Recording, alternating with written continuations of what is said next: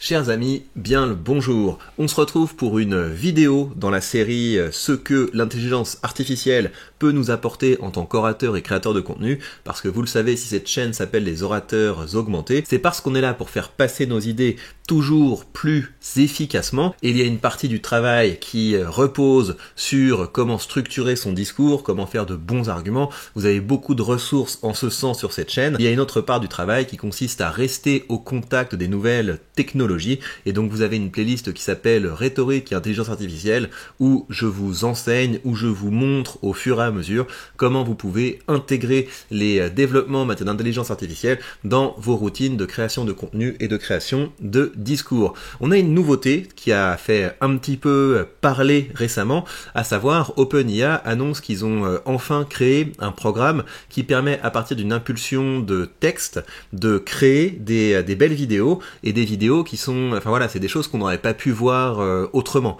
Sur le site, vous avez donc différents prompts. Plusieurs mammouths géants arrivent à travers une prairie enneigée. Il y a des montagnes spectaculaires enneigées au loin. Donc si vous voulez, c'est un petit peu la même manière dont fonctionnait DALL-E. Vous savez que dans ChatGPT, vous avez maintenant DALL-E qui vous permet de générer des images à partir de texte. Donc on peut lui demander par exemple, montre-moi des mammouths qui font du snowboard. Assez rapidement, il vous crée une image. Et si vous voulez, ça c'est pas un gadget. Moi je l'utilise beaucoup, notamment quand dans des vidéos je me mets en voix off. Il y a plein d'utilisations que vous pouvez en avoir, hein, mais je vous donne les utilisations principales que j'ai de cet outil. Je l'utilise pour les miniatures, donc notamment quand je fais des vidéos sur la chaîne business, j'ai besoin de produire rapidement des images que je vais mettre en arrière-plan de ma vidéo. Ça c'est une utilisation que je fais. Je l'utilise pour générer les images de mes formations. Donc en général, quand je crée une formation, je mets une image avec un arrière-plan et je crée des petits personnages en style cartoon pour aller avec, et donc ça m'aide beaucoup pour ça. Et sinon, j'utilise cette intelligence artificielle pour illustrer certains passages de mes vidéos sur la chaîne principale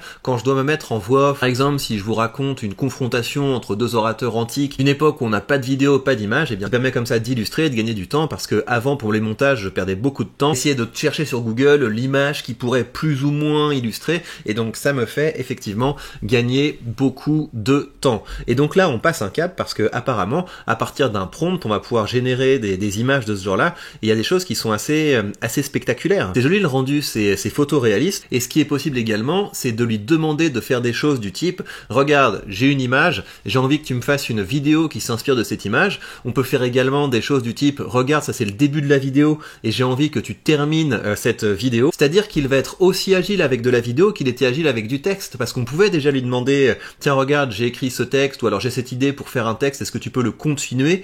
Il peut faire quelque chose de ce genre-là. Et on peut également lui demander de faire des mouvements de caméra, donc ça va être quelque chose qui est très intéressant. Donc à ce stade, on ne sait pas si cet outil va être intégré à ChatGPT, mais a priori c'est ce qui devrait se passer, ou alors si OpenIA a envie de gagner un petit peu plus d'argent, ce qu'ils vont faire potentiellement, ça va être de dire, si vous voulez maintenant bénéficier de ce nouvel outil, il va falloir payer un petit peu plus dans votre forfait, etc. Donc j'imagine qu'ils vont essayer de le rentabiliser. En tout cas, la technologie est très prometteuse. Alors évidemment, quand quelque chose sort comme ça, vous avez à cause de la mentalité française, les premiers types de réactions, ça va être des trucs comme Hugo Décrypte qui va s'inquiéter pour dire oulala, mais imagine les deepfakes, les fake news. Je vous laisse écouter, hein, comme ça vous avez un petit peu une idée de la manière dont la mentalité conservatrice réagit face à la technologie.